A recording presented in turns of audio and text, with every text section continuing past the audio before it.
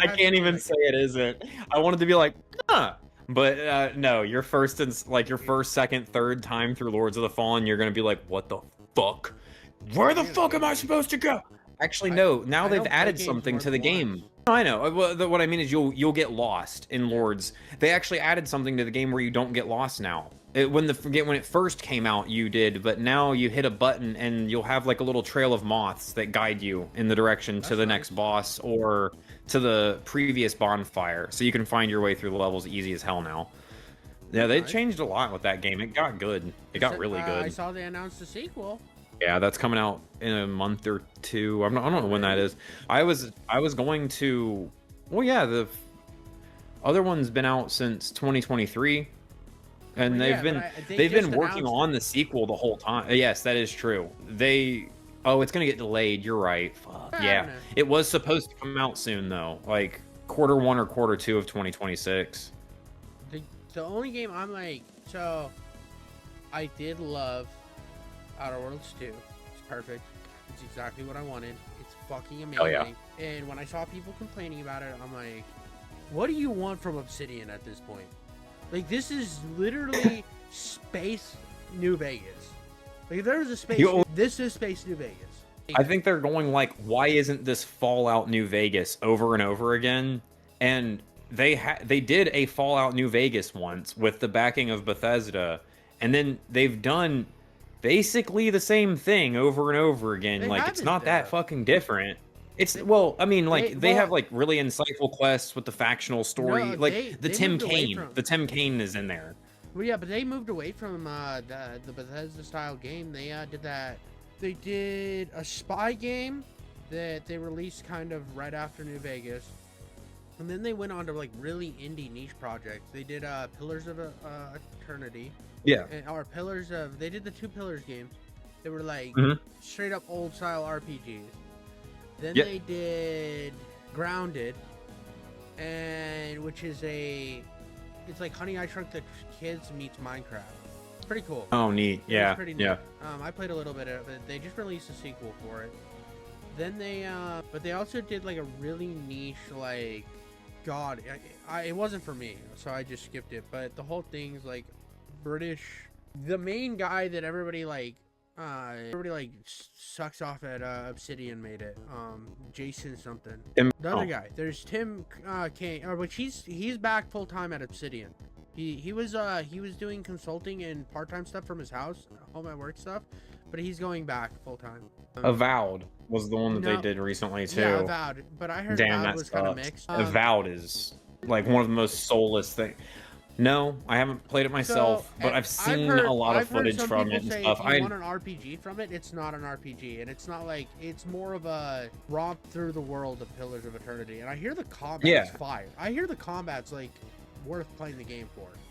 So I bet that it's one of those games that got better after release. I bet that it's just like Lords of the Fallen, where they released it and it's like. So it was originally, before they were bought by Microsoft, it was going to be a multiplayer game. It wasn't going great. And Microsoft said, "Can you retool it to be single player?" They were going to do a Concord. No, they didn't want to. They didn't want to scrap it because there was good bones to it. The game already had good that's bones. what I mean. Is it was probably almost a Concord, and then they were like, "No, we can do this first person." Well, it was I mean, single player. Yeah, they were like, "We could do the single player." It was supposed to be like more like an MMO, but not an MMO. If that makes sense. It was supposed to be like a co-op type thing, not like Fallout 76, but almost like Fallout 76.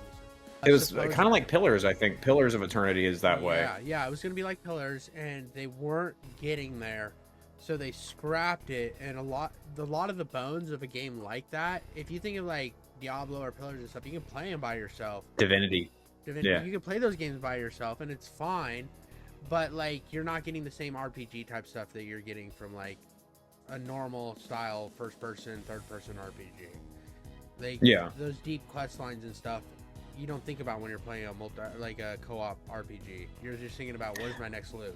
I don't know, man. Sometimes it is. Sometimes it is, and sometimes me and you should play some BG3. I know. We should stream. You know what I mean? Like, it was supposed to be like a smaller condensed version of that with a third and first person perspective. Right, It was right. hitting that, and so I guess the combat's fire. I haven't played it. I don't want to make a jump on it because of what people on it. You're They're right. also owned by Xbox now, and they're the punching bag of the industry. So It's just when I saw Avowed, and I did not know that Avowed took place in the Pillars of Eternity universe. Because when they just showed the trailer for it, it should be called like Avowed, a Pillars of Eternity tale Yeah. or something like that. Because when they just showed it, I was like, what in the tropey nonsense? It's like short dwarves with beards, tall elves with bows, goblins that are green, and skeletons that are scary. And I was like, was a who the little fuck is buying disappointed this? because I Oh, thought it was gonna be a who little would play darker. this? I thought it was gonna be a little Yeah, darker, yeah, but and I it still looked like wanted it to be it looked like World of Warcraft or something, and I was like, what the fuck am I looking at? Colorful dark fantasy, if that makes sense. Kind of like a hybrid between a Skyrim. Dude, play and, Divinity. And but the first person RPG is like my favorite genre. That's true. It's Divinity is not. It's more of the old school. Like it plays just like Baldur's Gate 3 does, but lower graphics. But it is exactly what you just described. A super colorful and cartoony kind of world. I didn't really click with the art style, but Savannah was playing it for a few hours and I was like listening, and it was some of the most dismal and dark fantasy shit I've ever heard in my life. And I was like, I gotta give this another shot. That was really cool. I was listening the whole time. It's nice. It's neat. I'm looking so forward to the new Divinity game when it comes out. I did find the game. It was Pentiment. Pentiment. Okay. And Oh, I just had that list up a second ago. Let me look that up. Pentiment was like it was like a really weird. It was like historically Adventure role-playing game? It was like a historically looks awesome. what's that game with the detective and the speech things? And, Disco. yeah, it's like Disco Elysium. Like Disco Elysium. But Yeah. takes place in Josh Sawyer is the guy. Sawyer, yep. And it's like the Holy Roman Empire, and like I hear it's incredible, and it's like Interesting. Disco Elysium, but like done in like a really. It's even tried to do that art style for that time period. Yeah, the illuminated manuscript type art. Yeah. So, like, It does look cool. So it was one of those like Go Steam. goofy side things that they do, and I've seen like also I know Obsidian isn't making it. I don't know what Obsidian is doing next, but I don't think Outer Worlds 2 sold that great, which sucks because I did love that game. I think it's super underrated already. I think the first game's underrated. I think the first game a lot of people wanted too much of it, and it's like, dude, it was basically a double A game that 2K published and like gave them nothing for. So they did what they could. That's what I was getting at with Obsidian earlier when I was saying like everyone's like do another Fallout New Vegas, and they're like, we fucking can't do that. Yeah, we don't want to do that for one, and secondly, we can't. We don't have Bethesda money. We have 2K side project money. And they still made Outer Worlds 2 out of it, which is not nothing. Outer Worlds and Outer Worlds 2 is not nothing games. So they have money now. They're owned by Microsoft. Did they have that for 2 then? Yeah, they had it for they had announced. Yeah, but they don't get blank checked. Yeah, but they had announced 2 before they were bought by Microsoft, but then that was kind of like you could tell they had the money for Outer Worlds 2. There is so much in Outer Worlds 2. They had money for that game. It's literally twice as long as Outer Worlds 1 and has twice as much RPG depth. So it's the length of a game? Outer Worlds 2 is pretty, like, it's like a normal length game. Outer Worlds 1 is not. Yeah, it is. Yeah, it is. It's Outer fine. Worlds 1 is not. If no, you threw it, 30 yes. hours? 30 hours? Come on. No, that's weird, man. No, if you You're run like, through it's it, like it's just short. getting somewhere, and then it's If you like, run through good job. Skyrim, it's short as shit too. But it's all the side shit in Skyrim. There's so much, and that's the same with Outer Worlds 2. If you engage, it's with harder to get in Outer Worlds 1. If you engage with all the side shit in the game, it's a much more. It's still a condensed experience, but it's a much more like fulfilling game. First time I played through it, I ran through it. And I'm like, that was pretty good. And then I was like, I wanted to play it again because there was some funny stuff, and I started like going and exploring and doing all the like weird side stuff. And I put in so much time in Outer Worlds 1, like just. Like, you could do a whole quest that before you didn't know that you could, like, patch the bridge between 2 factions and, like, there's like, hidden quests. That's yeah, cool. you can, like, make it happen. And there's whole quests that you can miss. It's not like Outer Worlds 1, a lot of people played through it, played like side quests that they'd run into, and they wouldn't like search hard for everything else. Because I think another thought is the realization that you're gonna leave that planet and go to another planet, and you're like, oh, well, I'll just keep planet hopping until the game's over. I think that I got more distracted by like looting everything's pockets. Yeah. That drags me down in games, man. And in Kingdom Come it happens too, because you loot everything's pockets in that game, but I can't stand it. Unless I'm ripping off like your boots and pants, because mine are all fucked up. You know you do that, nice dude. I loot boots in Kingdom Come. It's so fucked up, dude. You don't pick up you don't take their clothes or their guns anymore. So it's just cool. Shit you need. Like it's just the important That's shit. good. So you're not weighed down with everything. That's what I didn't. I get why they did it too, because Outer Worlds is also a game about product placement and stuff like that. So like when you kill a corpse and you flip their body over and you're like Spacer's Choice gum in their pocket and stuff like that, like that's kind of funny and to the point of the game.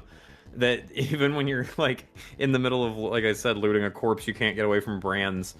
But there was like, you'd open up a guy's pockets and he'd have like 20 different cans of food or something in it sometimes, you know what I mean? Like that just, it dragged down the gameplay a little bit. But like, they were coming off a Fallout 4 era. Yeah. Where you needed ceramic plates and screws and used napkins and stuff.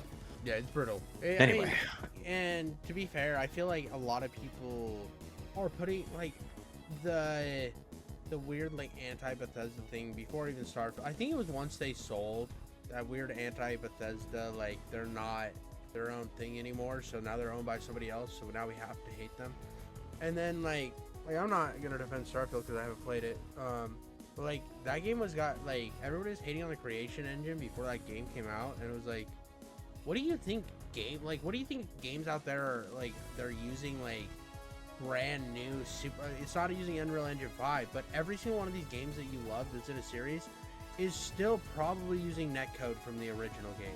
Yeah, that's true. Usually what happens, and it's crazy to me that they're like, yeah, can you believe that they're not scrapping the creation engine? It's like, yeah, what else why would they just throw the engine away? Like what? Why would you like want it to be an Unreal Engine 5 game?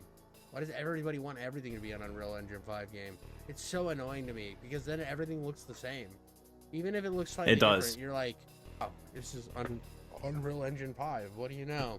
Well, plus as soon as I see UE5 pop up while the game's running, I'm like, oh, that's why you sound like a fucking nuclear power plant starting up, like with the while it's loading in, and it takes me 10 minutes, even though it's supposed to take like 4 seconds on your optimized systems. Yeah. But no, I think that especially with Bethesda games, I'm actually kind of convinced, because I'm a paranoid person, that Bethesda runs their own, like, I don't know how to explain it. I think that they're the ones that have put out there into like the popular zeitgeist it's a Bethesda game, so it's gonna suck. I think that they do that. I don't. Because at first I wouldn't have believed it. At first I would think that this is organic, but people love to say that about Bethesda games before they come out and after they come out, and they sell like hotcakes. And the whole time that the billion people that are playing them are just whining that it's a Bethesda game.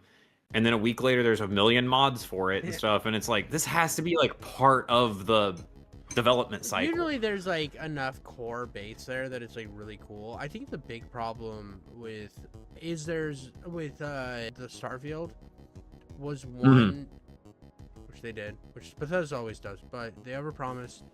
And it wasn't like, nobody really wants a NASA punk game.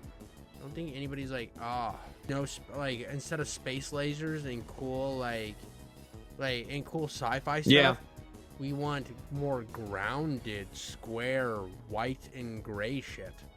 That's what we want. Also, like from what I've heard, the essay that I listened to on it had some like scathing reasons why this is just a badly designed game, like from logical reasons. Like it says that like there's a lot of quests in the game where you'll show up somewhere and you'll be like, I'm here to rescue you, or I'm here to find you, or something for this person, and they're like, no, go back and tell them this.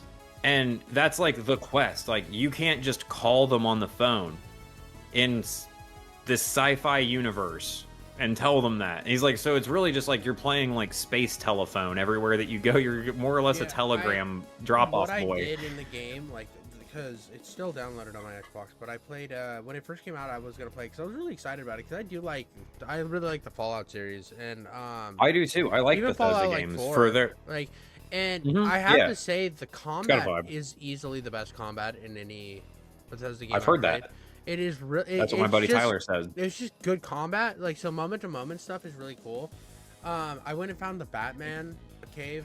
There's like a space superhero you can find. You get their suit and they're That's playing. cool. So that was really cool. And then I just I got distracted by there was something else that came out, and I was also like by the time I got to actually play it, so I was playing it on my phone through like the streaming, the cloud thing that Xbox has. Yeah. And then I downloaded it on my Xbox at my brother-in-law's house. I played a little bit of it there, but my nephew wanted to play Halo a bunch, so we played that mostly.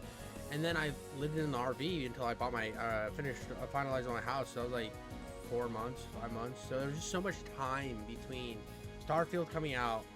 Like it came out when I was in on my honeymoon, so I'm not gonna play it then. And then I was moving across country.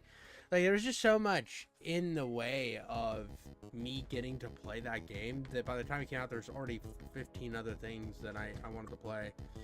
The one that I'm really excited for is, I know how to get to it quick, Wastelanders 3. So, who made that? Where is... In Exile.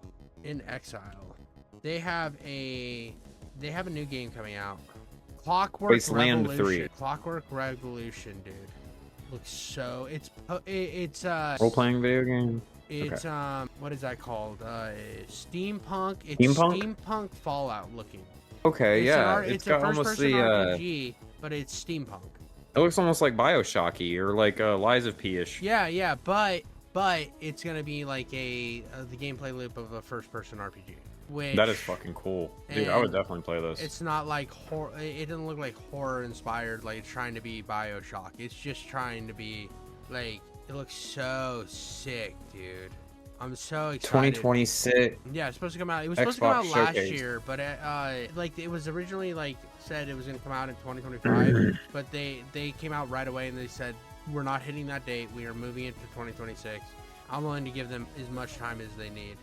This is their first game like this too, so I think it looks cool. I'm excited to see what they do with it. I mean, it looks sick. I really want to play this game. I had like a few games that I've been like watching for a while. One of them was Vampire the Masquerade Bloodlines 2, which I'm not ever gonna play now. No, do it. Oh, come on. It looks awful. There's no guns. So? The first game had guns. You like claw stuff, don't you? Like bite. And there's zero RPG mechanics. Like, what's the point? Bite men. What's the point of calling it Bloodlines? Because you bite into their bloodlines. Not selling me, Ben. Not selling me on. No, I don't no idea. I've heard the Vampire the Masquerade 1 was good or something like that. I heard it's amazing. I have it. I want to play it. The beginning's hilarious. Like the questions it asks you. It's made by Obsidian. It's a first-person RPG. And you choose your like vampire faction. You like the questions you answer like kind of like put you in a vampire faction, and then you just kind of engage with this world of vampires. Yeah, it's kind of free roam, and just like run around and fight stuff. I've seen gameplay for it. It looks awesome. Yeah, it's like supposedly one of the best like RPGs ever made. And then they were like, we'll make a sequel. And then one studio had it, then another studio had it, and then they were like, let's just get it out. And it is just a random vampire game, which is sad for like everybody who's waited their like 20 years for a sequel, and it's not even a sequel. The hardcore World of Darkness fans. Yeah, dude. I played first game. It was called Hunter Redeemer. It's one of my favorite videos I made on my channel. Reckoning. I played the Reckoning. So I played the first game, Hunter the Reckoning. And Hunter the Reckoning Redeemer, I used to own. And I need to get another copy of it. Because I loved the first game. That's the Reckoning Redeemer is the third game. Because this is a goofy thing about this series. The first game came out on both exclusive to the GameCube and Xbox. The second game came out exclusive for the PlayStation 2. The third game is exclusive only to the Xbox. That's brilliant. That's so smart to do.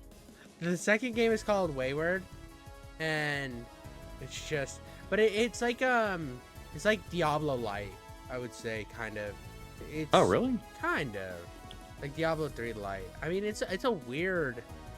It's one of those RPGs where it's like you do stuff, like it's not like really branches out because this is again original Xbox. They didn't really have the power to go to like full open giant worlds with still having third person good combat. But it's right. A lot of it was just like level clearing. I know exactly what you're talking about now. You say Diablo Light, like Champions of Norath. Yeah, exactly. So it's like level clearing, and there's some side stuff you can do on the level.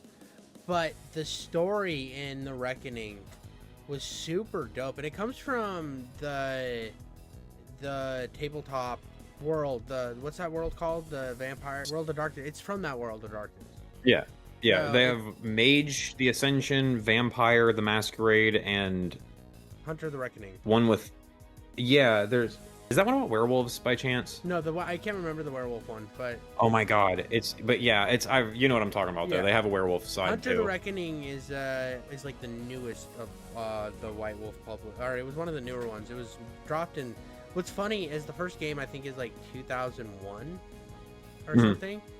Right after the original Xbox came out, right? It was one of the first games, which is crazy because the book had just released in like '99. It was like they started development on a game like before it even came out on the shelves. studio. The studio hadn't like been given any clearance to like do anything cool yet, and they were like, hey, we want you guys to make have the money to actually make a cool game now. We're giving you guys that for final opening to be able to do stuff.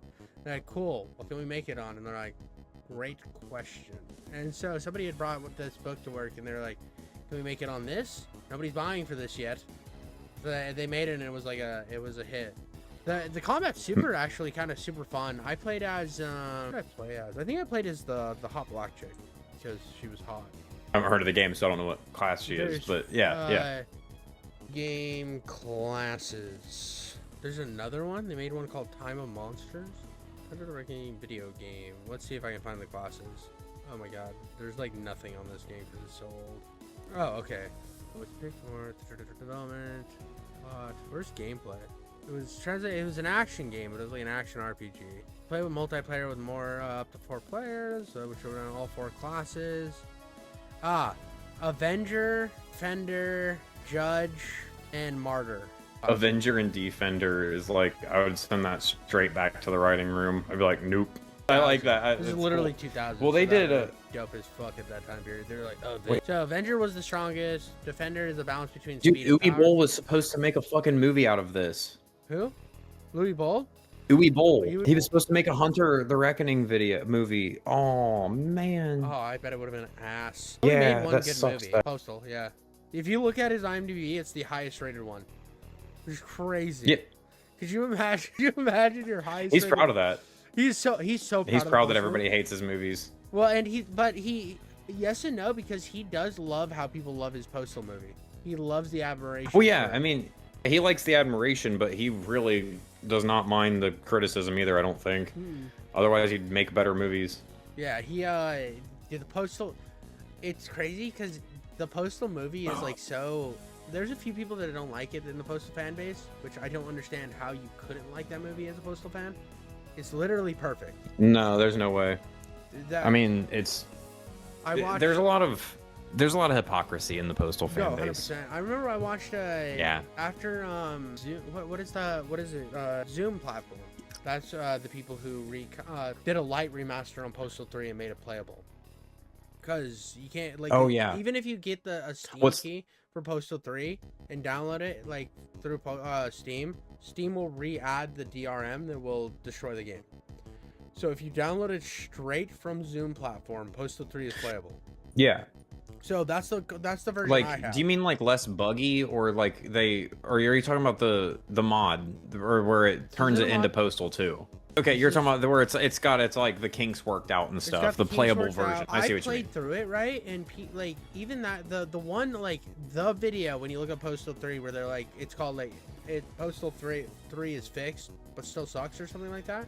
That's like the biggest viewed video on it, and I watched it kind of in preparation for making my Postal 3 video, which I glazed the fuck out of Postal 3. I think Postal 3 is a fucking work of art.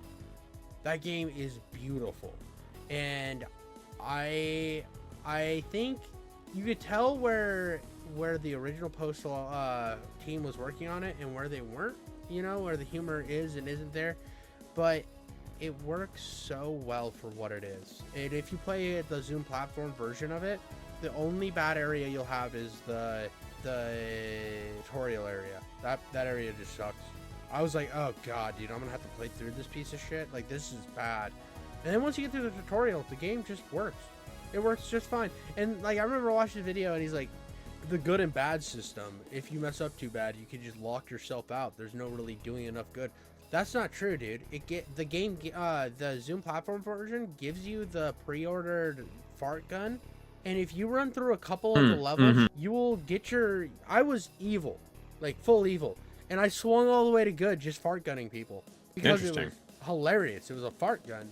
I've only ever played and cleared the Steam version one time, and I don't know if I could ever physically bring myself to do it again, because it was probably... So I didn't I didn't have any problems. My guns worked. Everything worked well. Everything worked. Like, it played like a game from that time era, or that time period. Other than the tutorial, everything was like perfect. That was what really killed it. It wasn't that the game wasn't funny or that I just wasn't vibing with it, both of which things I still think are true. Like, I just don't think that Postal 3 is funny at all. It's like Corkscrew Rules funny, and I don't think that Corkscrew Rules is funny one bit. But it's definitely a work of art, like you were saying. I'm not arguing with that at all, because it is a piece of performance artwork. Yeah. The same that, like, G.G. Allen is a work of art, that same type of vein. Yeah. Well, and the people who, like... Without the game working, and with it being not funny or entertaining the entire time, it was, like, probably 7 or 10, maybe? I don't remember how long the game... No, it's only 5 hours. It's only, like, 5 or 6 hours. You didn't laugh your ass off hitting the women activists with the rags in the first mission? No. Dude, so like funny, soaking up the cum rags and launching them was like, well, for one, it didn't work. It didn't work when I was trying to do it. That's what I mean. Like, that's what I can't argue from it, is like every mission I had to do over and over again until it was not funny and like upsetting, because none of the game would work. So it killed the joke every single time. That's what kills horror and comedy, is like over repetition. Yeah, if you can hear it and then move on, then that's funny. But there was only one shooting cum rags at people for like 20 hours, it felt like no. You can look at I streamed the whole game, and I think I only put like 11 hours into it. That's actually pretty high time too. Let me look. Maybe I didn't even put that much. Hold on. I can go to my YouTube channel and look up Postal 3. Postal 3 takes exactly 5 hours. Okay, then I wasn't even. I would say. I mean, then I was way off. I think if the game was working for you, you could probably clear it in 3. Hold on. Let me look up Postal. That's what I spent twice the amount of time I was supposed to spend playing that game.